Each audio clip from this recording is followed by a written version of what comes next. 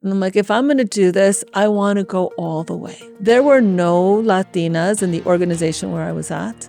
And I learned how to code. I learned about the tech systems in that organization. And I ended up really liking technology. I loved problem solving. I loved the logic of figuring things out. I excelled in coding. I got a team. I went from an analyst to an associate. I got to senior associate, and then the big next promotion. So I went in, I did the whole interview, and I did not get the job. And with any career, you have to figure out what is the next rung? What are the rungs? Because you have to start somewhere. So the next year I got promoted, which was great. Hi, Money Movers. Welcome to another episode of Her Money Moves. I'm thrilled to welcome Rosa Ramos-Kwok. She's the managing director at Morgan Chase, leading global technology strategic programs. And she's also a member and chair of the board of directors here at HITEC. We're recording live from Houston at the HITEC Leadership Summit.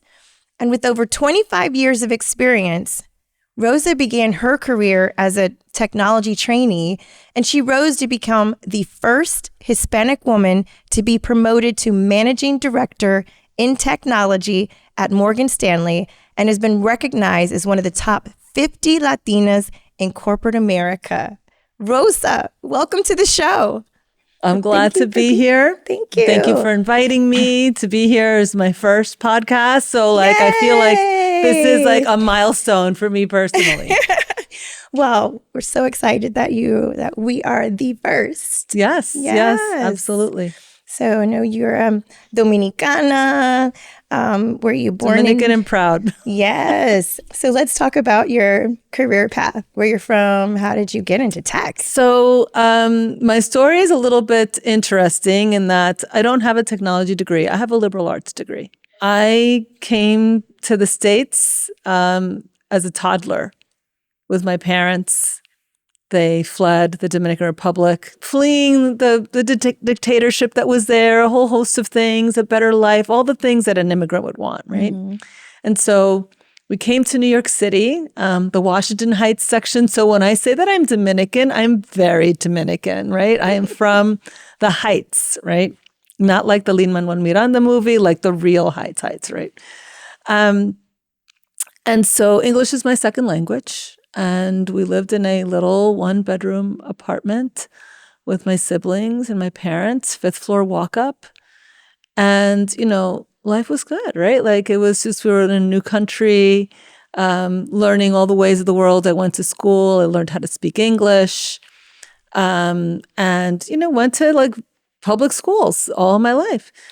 And when it came time for high school, it was a choice, right? You can kind of either go to your local school, or in New York City, you can take a test to go to a specialized high school. And I did that.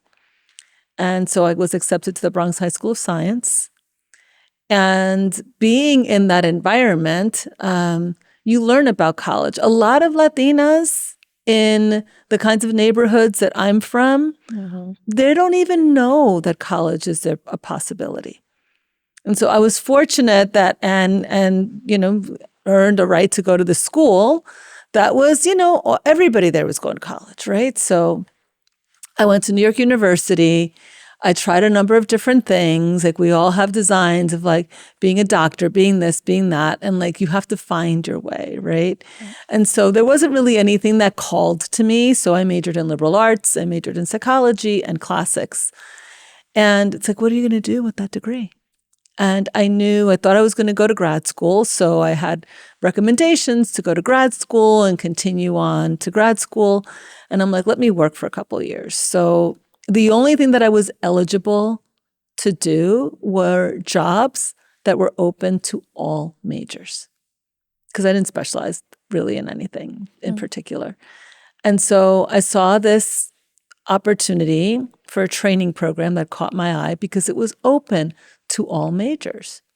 And it said, if you're interested in technology, come work at this place and or come apply. And so I did that and I applied to this job. Literally, it was a New York Times ad, right? Like I applied and I got a phone screen and went through the phone screen and I was like, this sounds really good. And then I was accepted to come into a Super Saturday.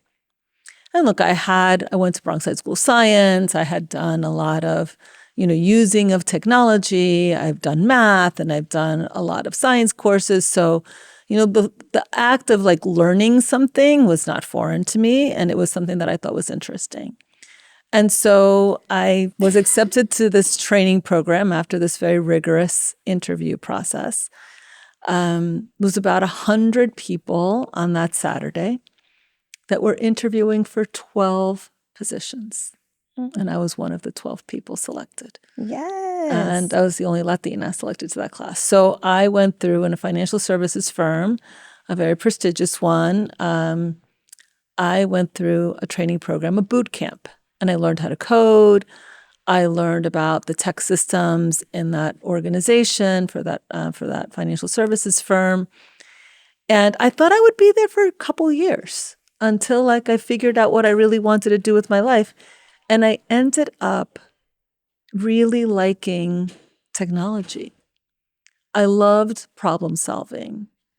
And I loved the logic of figuring things out. I was really good at debugging code because it was like a puzzle, right? Like, how do you figure it out? And you have to get into somebody's head, that wrote the thing, right? And so I just really excelled. And I really enjoyed it. And so what started out was like, I'll try this out and see, and has been my career. Wow. That's how I got started. That's really cool. Amazing. Yeah. How did that then, starting off writing code, then transform into being the managing director? So that path is a little bit more interesting, right? And it's never a straight line. It is never a straight line, right? My very first performance evaluation, my manager asked me, I had recently gotten married. I got married very young. And I was sitting for my first performance evaluation. I'm like really all gung-ho, like, yes, I'm going to be evaluated. This was a cool thing. I mean, no one in my family was in corporate America. This was a very big deal. And my manager said to me, well, I understand if you want to slow down, and start your family. And I'm like, what are you talking about? Well, you recently got married, so we assume that you want to start. I'm like, I never said anything about, I'm really young. I was in my early 20s. I'm like, that's not in my plan. I want to talk to you about work and how I'm doing here. Mm-hmm. So one was just that kind of wake up call about you have ideas for yourself and what you want and how you want people to see you, and they see something else, right? And so you have to kind of fight for hey, my image is this. I want to, steer the conversation differently. And so yes, advocate for yourself. No, you do, at a very young age. And so I excelled in coding. I got a team. I went from an analyst to an associate, got a little bit more expertise, a little bit of a bigger team. I got to senior associate. And then the big next promotion was to vice president. And at least in financial services. So got to this point, my boss said, I'm going to put you up. I was like, wow, this is a big deal. By the way, there was a interview process that we had to go through in that particular time frame. So I had an interview for being a VP. The interview day coincided with 3 weeks. It was 3 weeks after I had given birth to my son. Oh my goodness. If any of you have had a child. Yeah, I have too.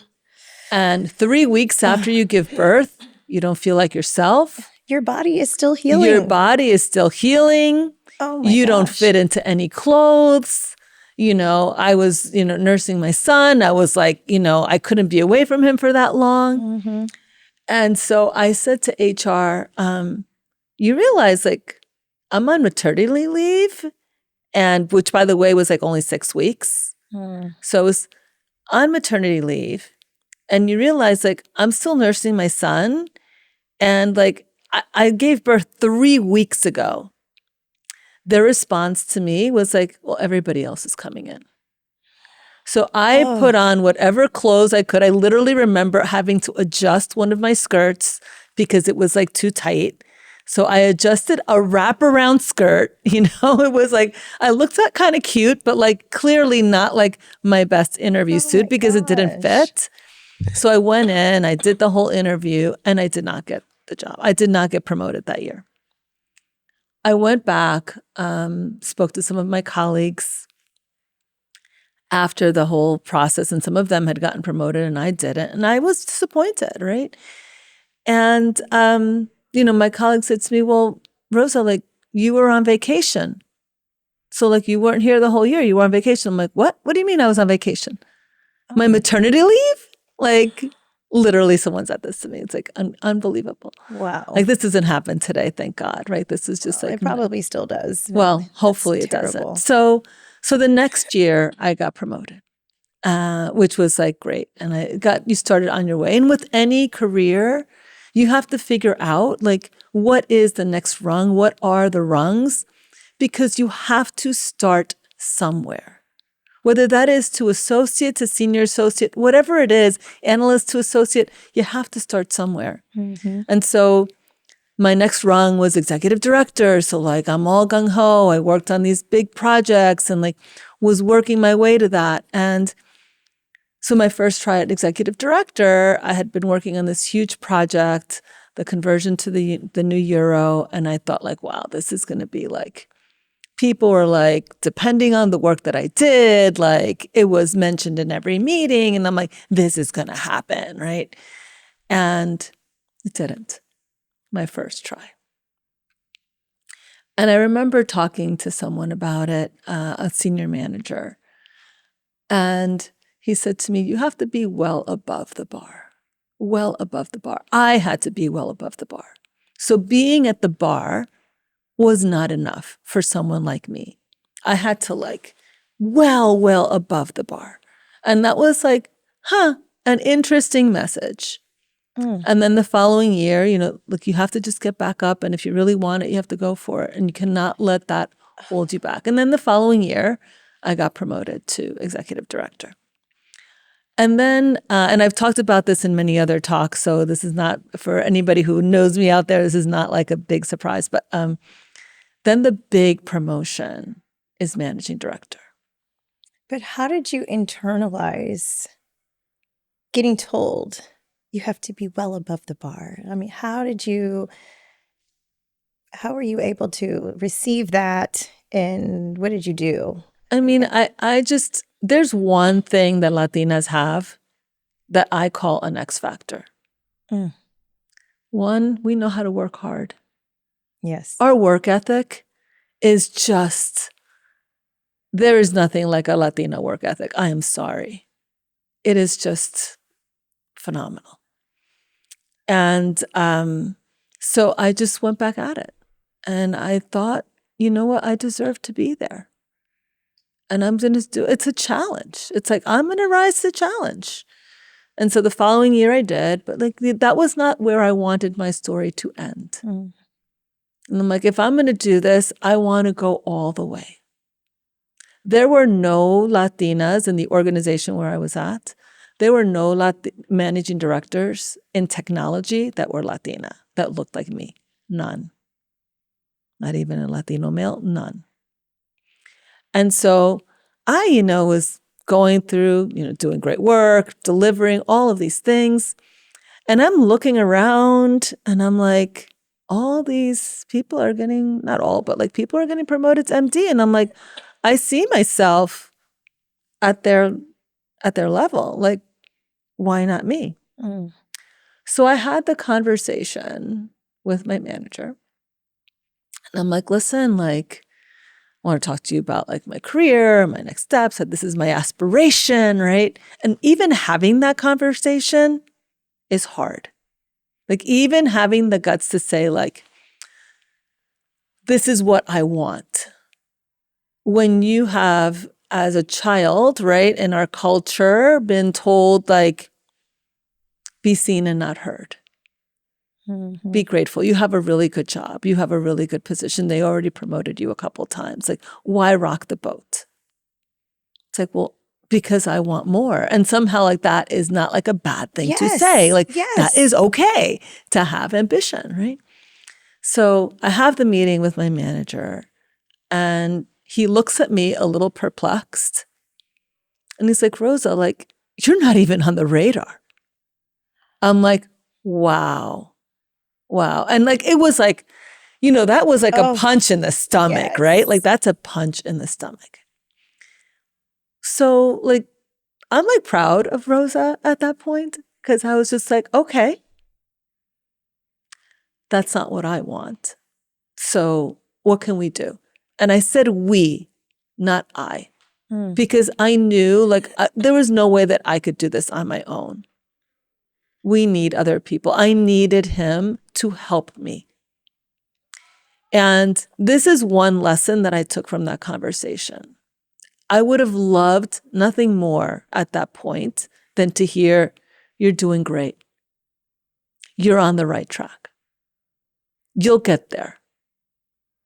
But sometimes what we need to hear is not what we want to hear. What I needed to hear was that I was not on the radar. I wanted to hear something else. I wanted to hear like, yeah, I'm going to put you up next year. Like, that's what I wanted to hear. But what I really needed at that point was that punch in the stomach. I needed that like hard truth. I needed that. And so this gentleman, became my sponsor. And we worked together to figure out like what were the right roles, what was the right level of visibility. And I remember talking very, very consciously with him and purposely about, I want to do this my way. I can raise my tears. My gosh, Miriam was right. Gosh, you make people cry because it was a very pivotal moment in my life. That is so brave. Just that I do not want to compromise who I am to get a promotion. Because when you're going for that really, really big promotion, so many people just wear it on their sleeve and they get there at any cost. But that cost is not to everybody else. That cost is to you, to your integrity, to your own authenticity. So if I was going to do this, if I was like, this is the goal that I want to reach, I have somebody who's going to help me, I have somebody who's sponsoring me, I need them to know how I want to get there. And that is something that I need to be able to sleep with myself at night. And so like we went through the process and he came to me one day and he's like, we're ready. You have to go through this forms. You have to go through getting a whole bunch of it's like becoming partner. It is, background checks, all sorts of things that get checked out to get to managing director. And I was just like, look, it was just kind of like the Oscars, the fact that you're nominated is a big deal, right? Like, that's a very big deal. Obviously, like, I want to get the Oscar, right? I want to get it. But like, just the fact that I got to that point was a big deal for me. So get put up, go through the process. As we're nearing like the day that things are going to get announced, I'm like, I haven't heard anything bad. So like, this is sounding good. My sponsor, my manager pulls me aside and he says, you didn't make it. And I was like, okay. I was. So, I mean, talk about a moment in your career where you get like that setback, where you've tried your best, you've done all the right things, you've socialized, you've put yourself out there, you've gotten the feedback, you've adjusted to the feedback, you've done all the things. And I was upset. Clearly, like very, very upset. Sure. This was like my life's work, right? And it's like getting your thesis rejected, at the last moment. So he gave me this advice that I will never forget. He's like, give yourself 24 hours. Do whatever you need to do to get this out of your system. Mm. And then the next day, you just come back because it's a horse race and you want to be in it. And I took his advice. I said, okay. I cried. I was like upset, that the whole thing, right? And people were like congratulating me because they all thought I was like that, like respected, and I was in those types of discussions that people were and I'm like, I didn't get it. They're like, oh my God. And then you have to relive it all over again when people tell you that. And I'm like, every conversation that I had was about moving forward and not looking back. And I think that helped me at that moment, right? People are like, wow, you're so mature. I'm like, I can't do anything about that. It's done. I need to move forward, right? I need to move forward. And so I got a different role, which was very well suited to my strengths. And I remember people talking to me about saying, like, it's not really the role that's going to get you there. I'm like, this is good positioning for me. 3 months into my role, the leader that I was working for resigned. Oh, jeez. Chance, this is a friend of mine once said this to me, chance favors a prepared mind. I was ready. They gave me his job. Oh, yes. Right? They gave me his job. So what is this? You have to realize at points in your career when what you are given is a test. Can she do it? Is she capable enough? Can she lead a very large team? Can she do all these things? And they're watching. Leadership is watching. Your team is observing, And so I did my thing. I was myself. I was my peppy self at everything. The team was doing well. Morale was great. Everything was going well. And so I was put up for promotion to managing director, and I got it. Yes. Right? And this was a very big deal. I feel like I'm watching a movie right now. Yeah. And I'm like, yes. It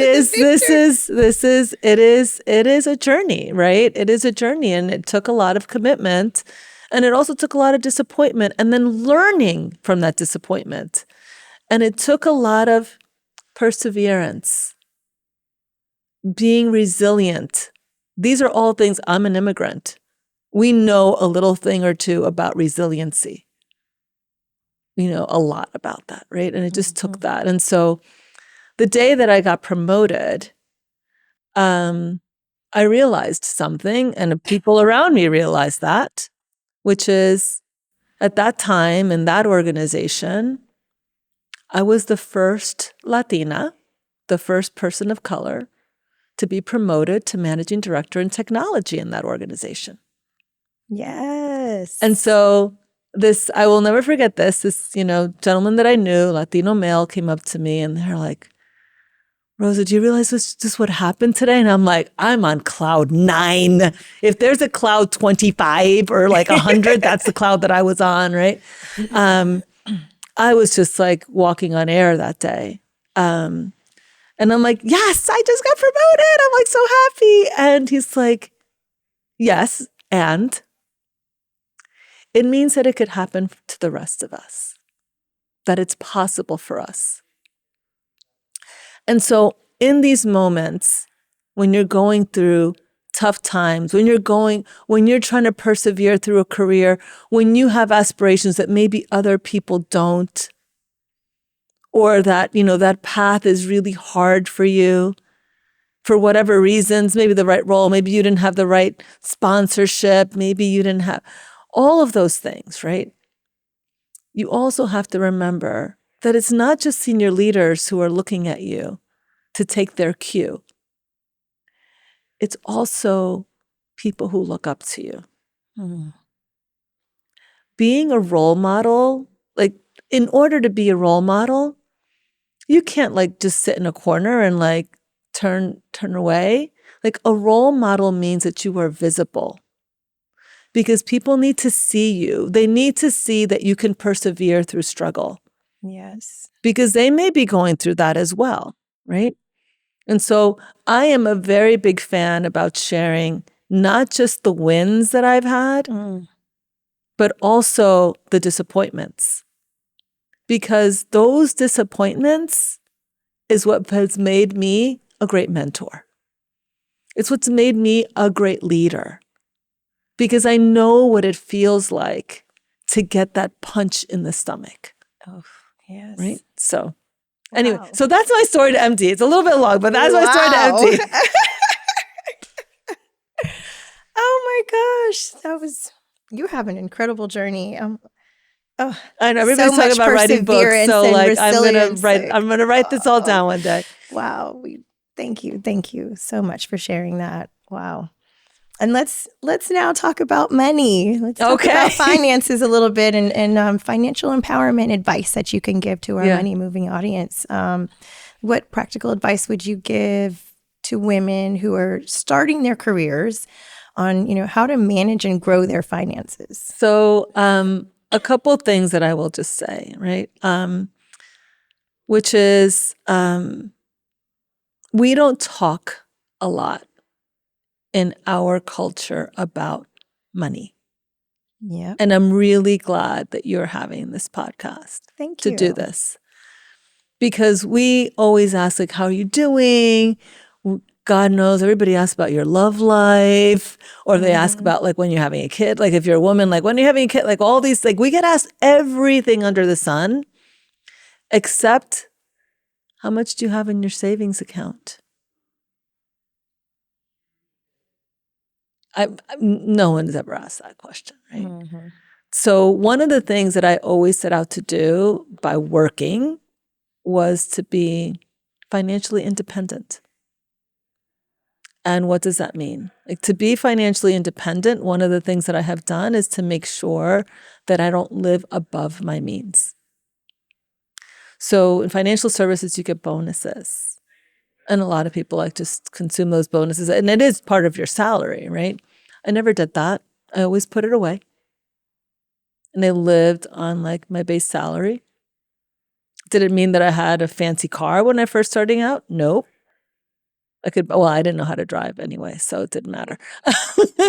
Cars don't mean that much, but or like live in like the best neighborhood, not necessarily.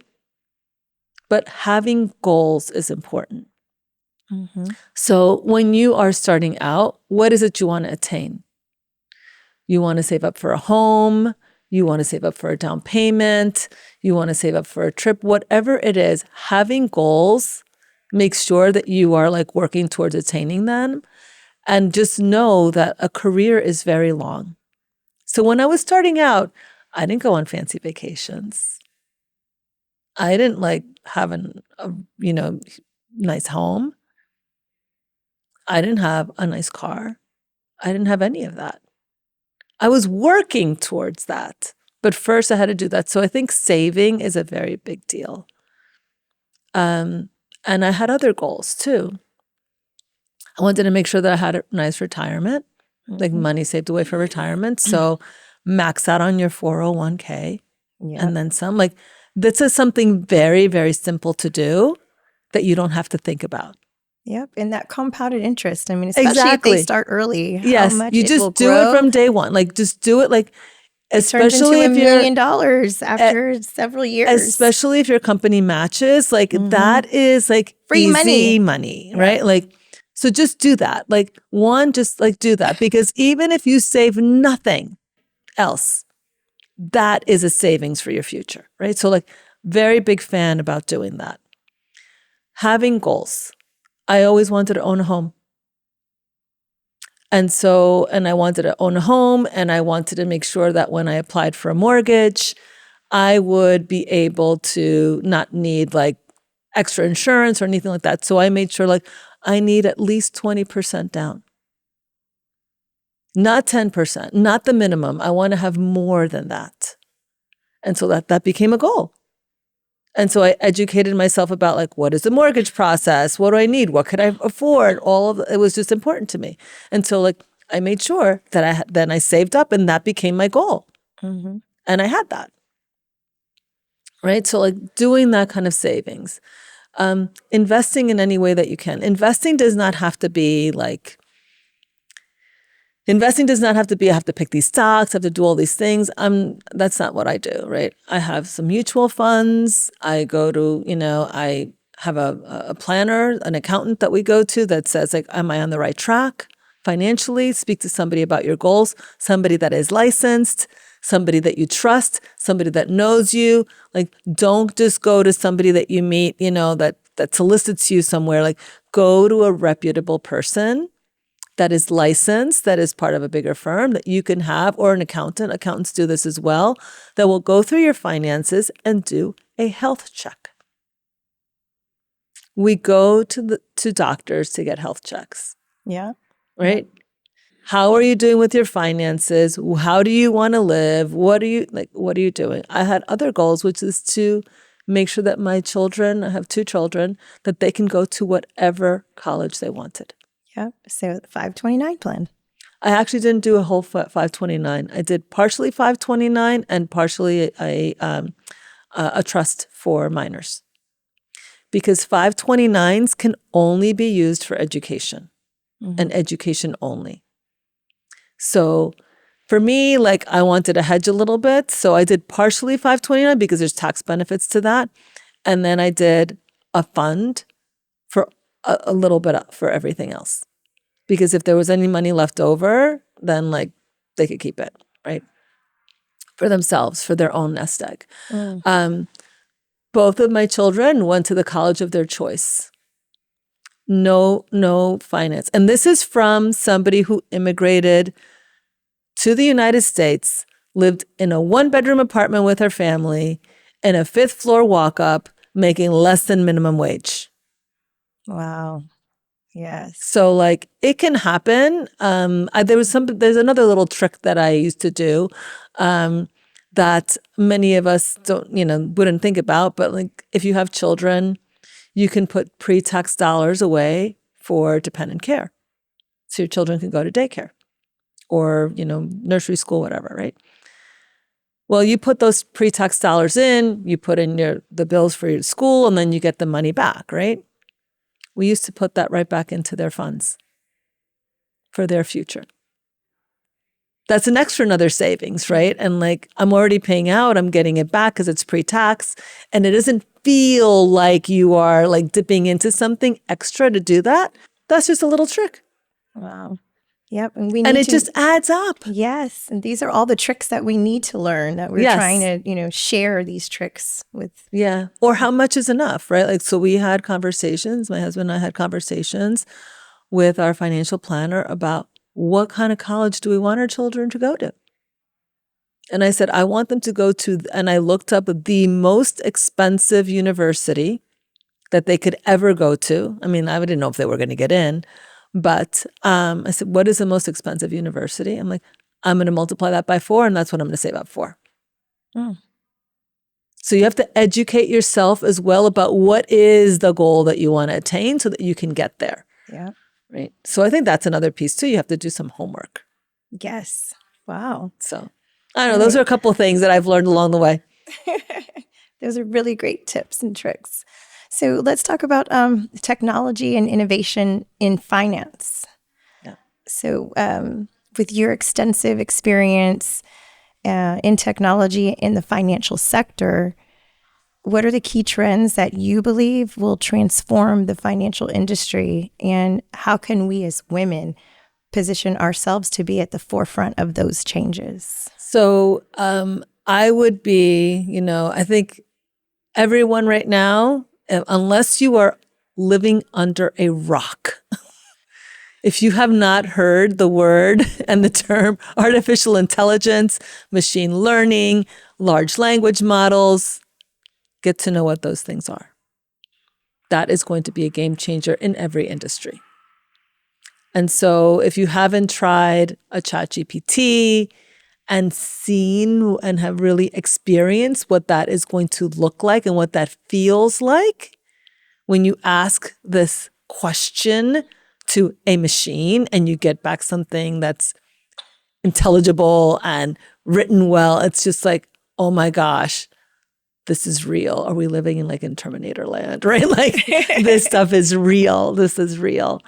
And so that's one to get to know, right? To really understand, what does that mean? What is the impact to my career? And look, and if you're thinking about doing something or something that you may want to dabble in, or even like a second career, that might be something that interests you. Because when we're talking about artificial intelligence, machine learning, large language models, making decisions, all of those things, we want to make sure that any of these models don't have any bias. The only way to make sure that you do that is that you have somebody that is, that is of different communities and diverse communities. And I'm not talking about men, women, gender, or race or anything like that. Age even. Socioeconomic background, or, place of country of birth. Like, it doesn't matter. Like, you want a global citizen, essentially. I'm not talking about just a Latino or, or anything like that. Everyone, right? Everyone should be represented so that these models reflect the overall population.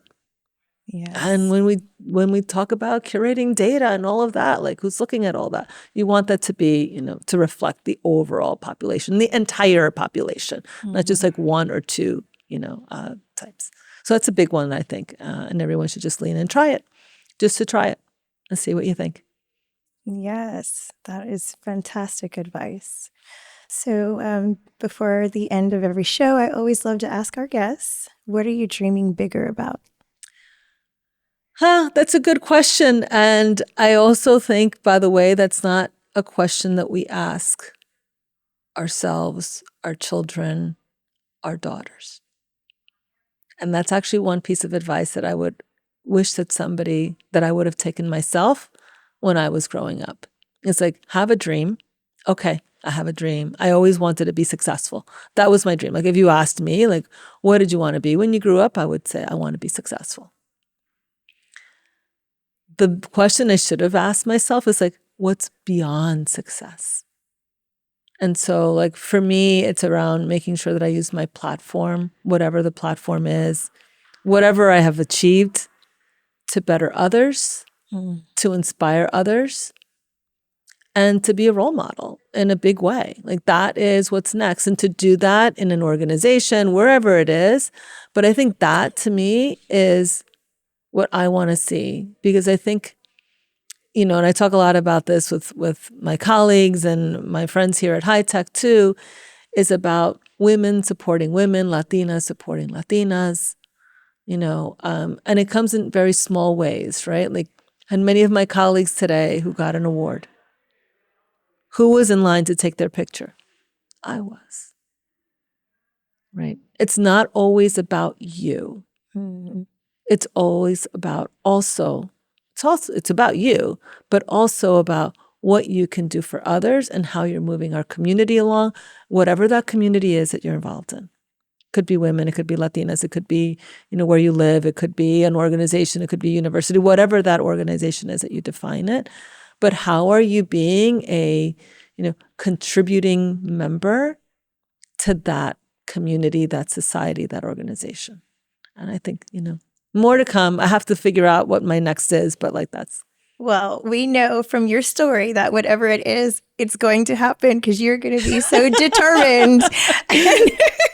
You could tell me no, but I'm going to try. Oh, yeah. Right? I'm going to try. It doesn't matter. You could say no, but she's still going to be there ready. Like, that's okay, right. Dust yourself off. I'm ready. That's right. Yes. That's right. And I hope we all dust ourselves off and just go for our own dreams and don't let anyone tell you that you can't. You just have to find the way. Yes. And sometimes it takes a little patience, but persevere. Persevere, and resiliency counts. Yes, it does. You embody that. You have been so amazing. Thank you so much. Thank you for having me. So honored that I'm your first podcast. Yes, thank you for having me. Incredible. Really, really special story. Thank you. Thank you.